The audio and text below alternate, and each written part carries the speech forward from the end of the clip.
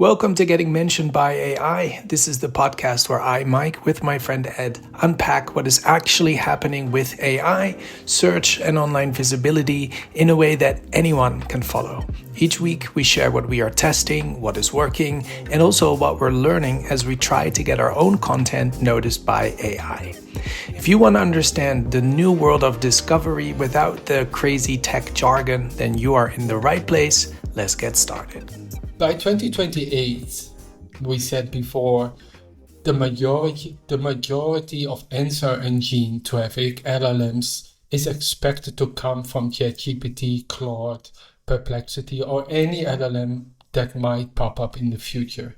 So it's essential for businesses to adapt their strategies to win in this new landscape.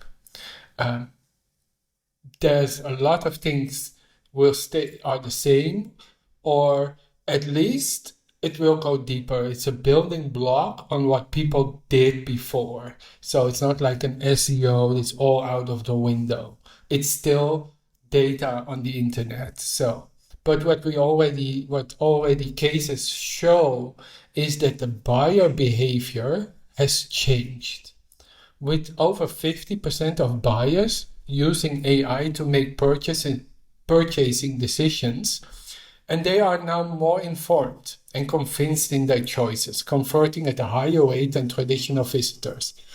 It's the same before people would go to Google a brand or a product. What we saw later on, that people already moved more towards Amazon because the Amazon had more data than Google had, because buyers buy products from Amazon, they leave reviews on Amazon, there are photos and all the stuff. The second place where people went to was YouTube, finding reviews of people opening packages, people showing what they bought and how it looks like and what their opinion is, the user-generated content. But the third part now is that people are going through AI systems to ask specific questions about a product or a service or a brand or things they want to know. So this is a huge shift again.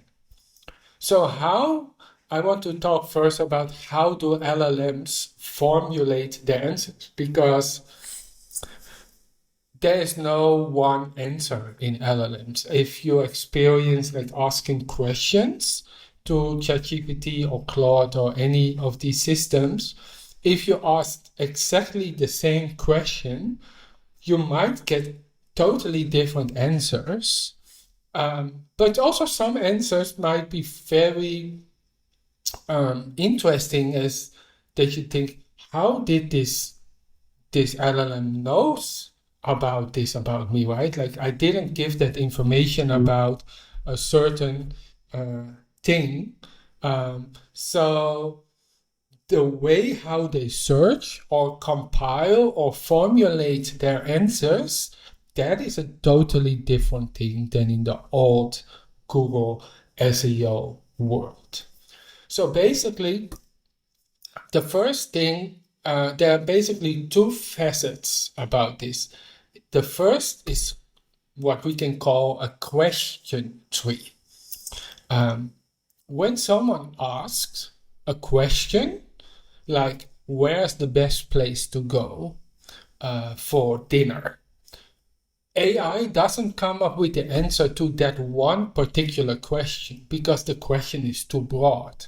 So what it's doing behind the scenes is going to break it into a bunch of sub-questions and then going to find all the answers to the specific queries and then synthesize them into one result. So that is the one part. So it's instead of hey, what's the best hotel in New York? It will come up with all kinds of other questions, like what is the best hotel in New York for walking, for people that has children, that is the closest to restaurants, because it remembers also in the training data a lot of questions that people did in Google in before. The second part that it takes into consideration is a kind of memory. It's not a memory of like a Wikipedia or something, like where the LLM becomes God and like the all-knowing system. It's more the memory of your personal ChatGPT account or Claude account. So over time, these systems start to understand you as a human being. Yeah. What kind of questions you ask, what kind of things you are interested in. It becomes you, like what we talked about before, is the humanization of search. It's about understanding that if I have a passion for Thai food, if I'm asking that question a million times, it knows that it will recommend some Thai restaurants This instead is also of where like, those new browsers come into place then, right? It yes, helps them yes, understand more what you do all day. yes. So it's tied to your personal account, your personal ChatGPT history. And so that's also why, for example, I think it's ChatGPT, but Claude will, I think, have that as well. It's like you can have like mark certain question as like temporary questions, right? Like where it will answer but doesn't store in your history, so it doesn't remember. The second part of memory is like the factoring of a lot of additional information that you unconsciously gave to the system, like the connections you want to connect your ChatGPT or your Gemini to your email, to your Google Drive files, to your Asana, Slack, Notion. So it can browse and index and look all through that stuff. That is all part of the memory. So what you in the end get is a very personalized AI generated response that have a, for example, coming back to the question of the hotels, that might give a totally different hotel recommendation for me as for you, even if we would put in the same question, what is the best hotel in New York? So having that foundational understanding, how can we get it mentioned by AI? How can we put information in AI so AI systems will recommend our website, our brand, our product, our services? I will go over 3 building blocks of tactical LLM SEO. The first part is content. Second part is technical. And the third part is authority building. The first part, it might overlap stuff that you talked about before, but it's really important to understand because it's a different approach than with traditional SEO. Instead of creating an ultimate guide to freelancing or the ultimate guide to your romantic getaway in the Maldives, you have now to create content that presents the exact answer to the question the user asked ChatGPT. So if you are generic and have the ultimate guide of your romantic getaway to the Maldives, that might have 10,000 words, have the best hotels, the best food, the best activities, the best whatever. That was before the stuff that would be keyword stuffed, right? Like what we said, like put as much keywords into your content so you get to rank higher in Google. Now that is out of the window, because if you present an ultimate guide with all the stuff, LLM doesn't understand what the answer is to the question. So now what you have to do now is, instead of creating one ultimate guide of 10,000 words optimized with keywords, you create 10 highly specific articles answering to the point the question people have. So you might have an article about the best hotel for seniors in Maldives, the best hotel for newlyweds in Maldives, the most romantic activity while you're in the Maldives, like that kind of stuff. So when people would go into ChatGPT and say, hey, I'm going to the Maldives for 10 days with my wife on a honeymoon, what can I do? Then it's a better understanding. So because now the LLM knows that, like, the best hotel for the seniors, he doesn't have to recommend because it's not relevant. But the romantic activity, that might a good fit as an answer. The third part of the content tactics is niche down on audience. Because AI responses are so contextualized and personalized, the way you think about visibility and content needs to be highly contextualized as well. So instead of creating a content about the best hotels in New York, you now create the best hotels in New York for couples with no children that are close to a hipster area. Very specific, very niched down on audience.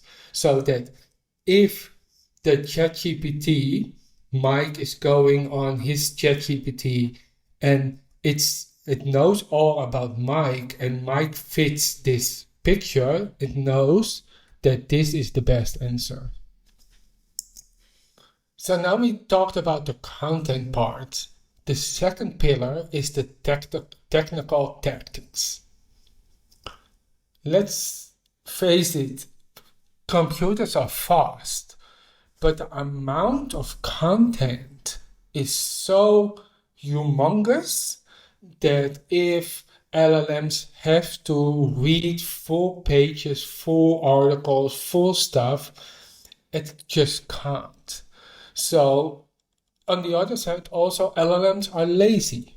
Yeah. They go over headings, metadata to get the first indication if your content is good, if there might be an answer to the question. If that answer, if you buried this answer into like paragraph 8, that LLM already skipped. So therefore, like a book that might have a summary, put the answer in the first line of your content.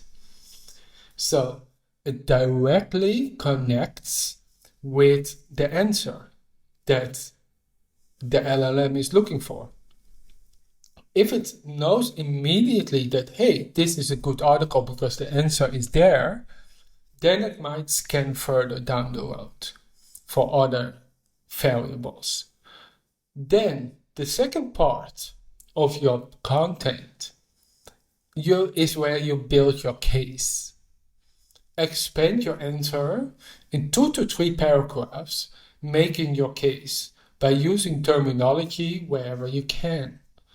Because if you use the terminology, you use proof or like reasoning why about that makes the case for the answer, that would signal the LLM that your answer is credible and complete. The third part of the content should be a reference to original data. LLMs are always looking for new information to cite. What is the most up-to-date information?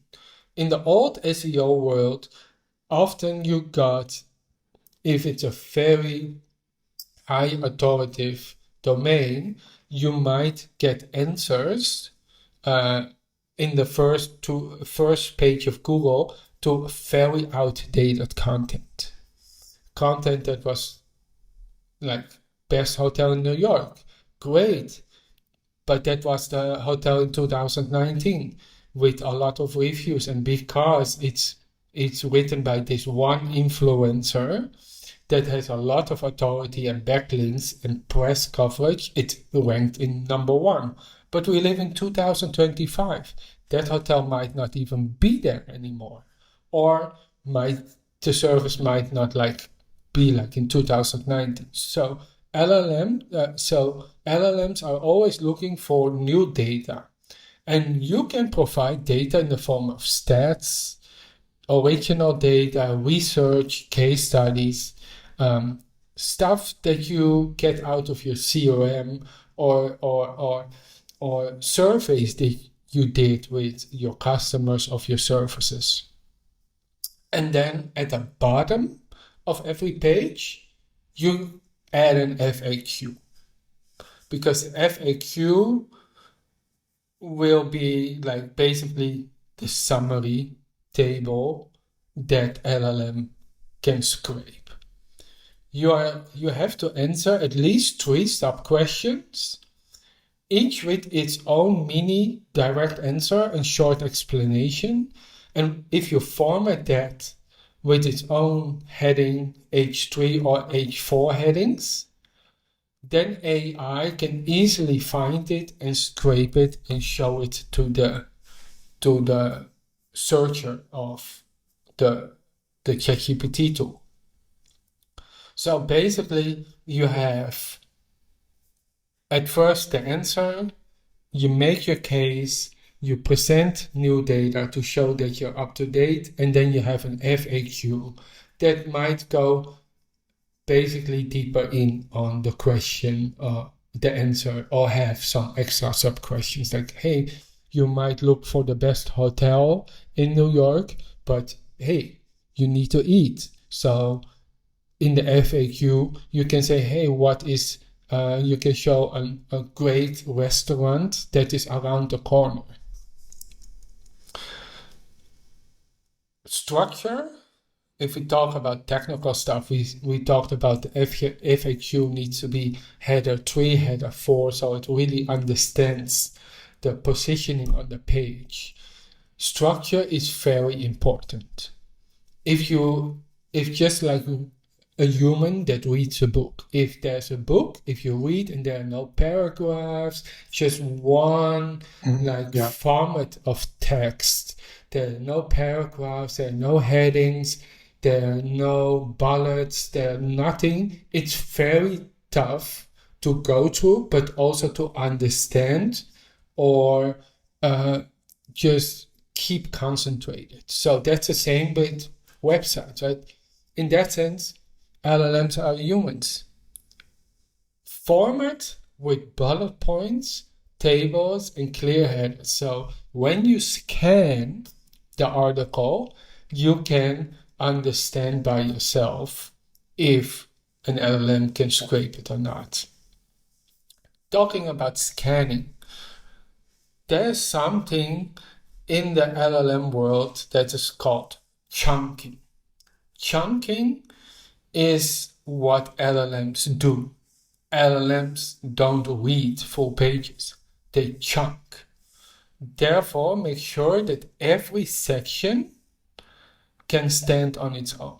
Every paragraph, every section needs to make sense, even if AI didn't read this section before or after.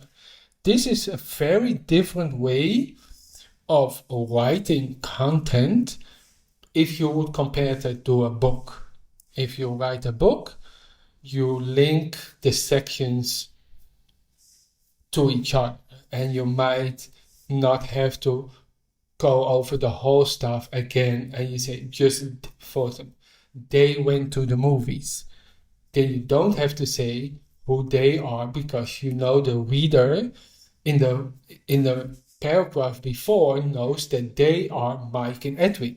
Mike and Edwin went to the movies, and then in the second paragraph, they enjoyed the movie and wrote a review. We understand, but with chunking, LLM read every paragraph, every section on its own. So if it only reads, they love the movie and wrote a review, it doesn't understand who they are. Yeah. So when you write an article, when you write the stuff, you have to make sure that every section can be scraped on its own by AI. And the last technical part is the why. Tie every point you make back to your original purpose of the content, so the LLM knows why to recommend you. If you simply give answer engines, LLMs, educational and original insights, like the best hotel in New York for hipsters, or the best credit cards for air miles, you are just giving these LLMs insights and just making them smarter, but they will not reference you. Because, hey, what is the point to connect this educational answer to your brand, your service? So you have to reinforce why that concept is relevant to your brand. Otherwise, you just give out educational stuff and make AI smarter, and you don't leverage the mentioning part. Because, hey, why, if you write an article about the best shoe with for people with flat feet, and you mention a certain brand and stop there, then AI would say, hey, great, thank you for that content. It might be valuable because they reviews your stuff, but it will not mention you.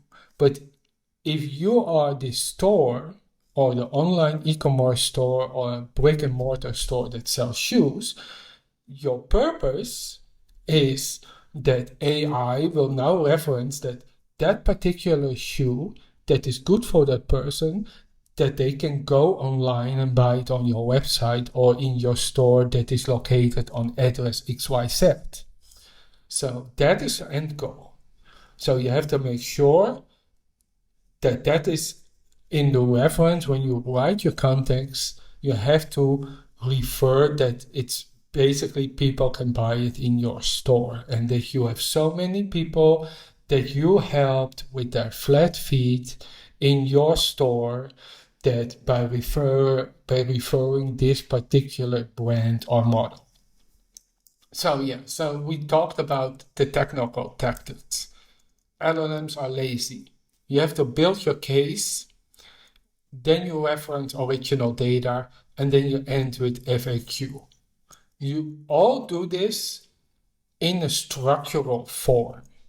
And we might go in the future episodes about what this really means in the technical stuff, like H1, H2, JSON data, all that kind of stuff. But that is, for this purpose of this 101, it's too much. Yeah, that's fair. Then you make sure that everything, every section you write stands on its own, and also ties back to the reason you write the content. The last part is the pillar of authority building. And this might be the one that changed the least versus traditional SEO, because there have been changes in behavior, authority building behavior over the last couple of years. But the thing that changed the most is that LLMs don't care about SEO backlinks anymore.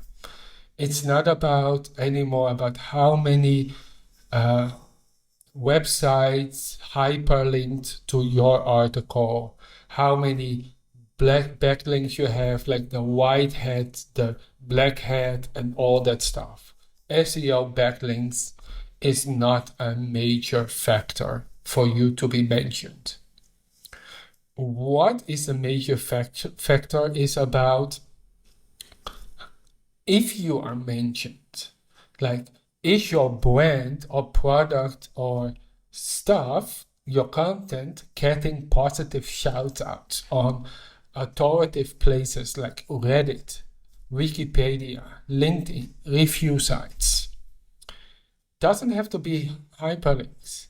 It has to be, are you mentioned there?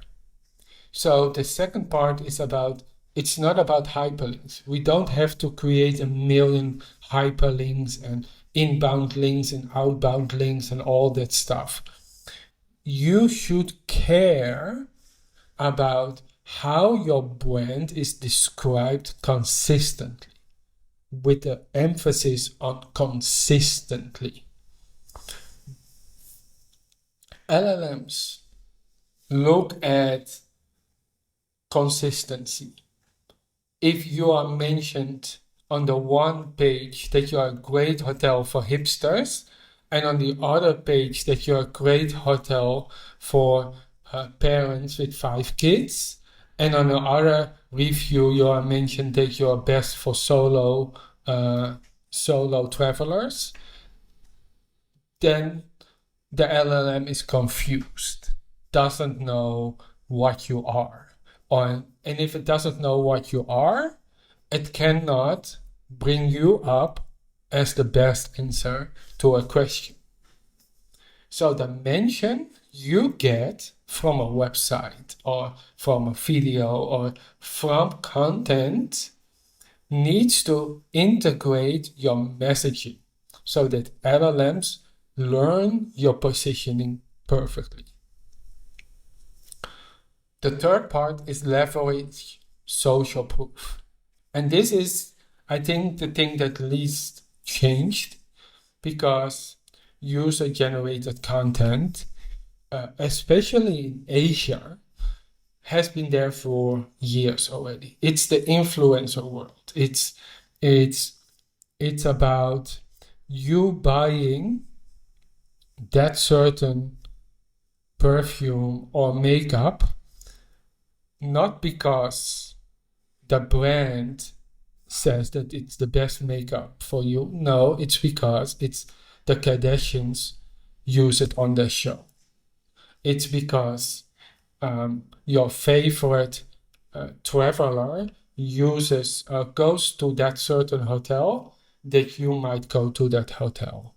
It's the user-generated content. The reason why you buy is not anymore because of the specific specifications or the features of a product. No, it's because a certain person you love, respect, follow, aspire to, they tell you that that product is the best and that they use it all the time.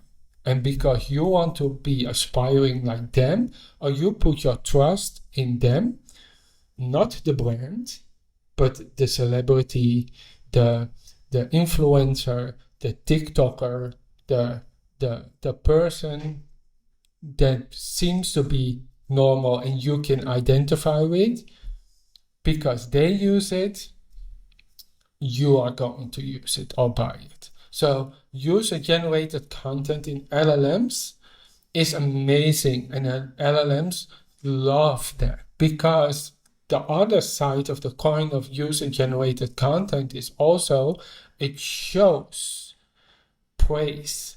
It shows that the product is worthy, or or it's really a good product to buy versus because it gives you the authority. So by leveraging social proof, by leveraging US UGC content, you can really shape how AI describes your product. And going as last part on that, you have to, whenever you put content out, when you throw the seeds all over the internet, when you partner with YouTubers, newsletters, LinkedIn, thought leaders, anything, you always have to think about if they include my content, if they include my product, my brand, my services, does it make sense? If it doesn't make sense to the normal person, it will not make sense to LLM in a certain way. So when AI models are going to scrape and look out for the best answers, and they come around YouTubers, content, newsletters, LinkedIn thought leaders to find answers, and they're constantly bumping into your brand because these YouTubers, newsletters, LinkedIn thought leaders are talking about your brand or product or service, then the AI will know that your brand is authoritative in the high context, through the high context of mentions. So niche down in there as well. So you niche down in the end, niche down in answers. Instead of the ultimate guide, you create 10 or more answers to very specific questions that very specific audiences might have. And then you tie that with social proof and partners and brands and that you want to be mentioned in and partner with, so that in the end your everything in the tree points towards your brand, your product, or your service. So by doing this, we, in the end, to summarize, the content needs to be highly specific, highly structured, highly niche. Then the technical part needs to be very structured, very clear, very to the point. And then the authority pillar needs to be also very specific, very, very worthy and authoritative through social proof, and let other people talk about how amazing your product or stuff is. So I think that would be wrapping up the 101 for now. Lots to talk about. I think this is just a very high level. There might be changes with AI. All of that might change the stuff over time, but I think these are still the high level things. Whatever changes might come in ChatGPT 6 or whatever, or new versions of Claude or DeepSeek or whatever, it always ties back to the reason. Why would an LLM mention you and not someone else? How would you, Mike, how would you go to this if you hear this? What is your first thought about how you did traditional SEO and traditional content building in the platforms you built before? I mean, for me, my honest thought is like, okay, I have to look at either the show notes or I have to look at the blog post that goes with your little masterclass once again. It's probably too much for me personally to consume in one go. On a high level, I guess the maybe cliche takeaway again is that everything has to be intentional. You know what I mean? It's Yeah. like you can no longer just do things at random. You really have to think of every little element. Really, the analogy for me is really more about the puzzle, right? Everything now is a Hmm. puzzle piece and it all connects together. And only if all connects together, it becomes one big, beautiful puzzle. Amazing. So Yes. for me, it's like, okay, content wise, I have my content down, but I, of course, need to look into the technical side and how that works.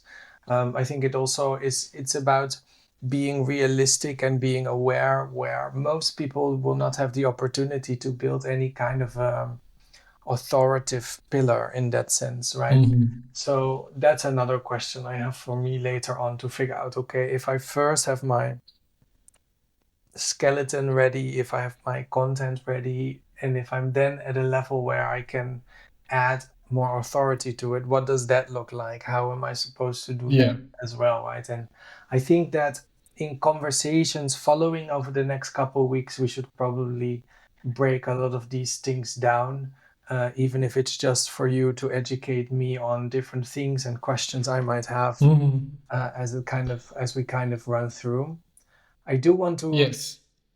figure out, yeah, what the way forward here is for not just for you but also for me in the projects that I am building, because put it like this, you cannot be mentioned by AI if you do not have your technical side correct.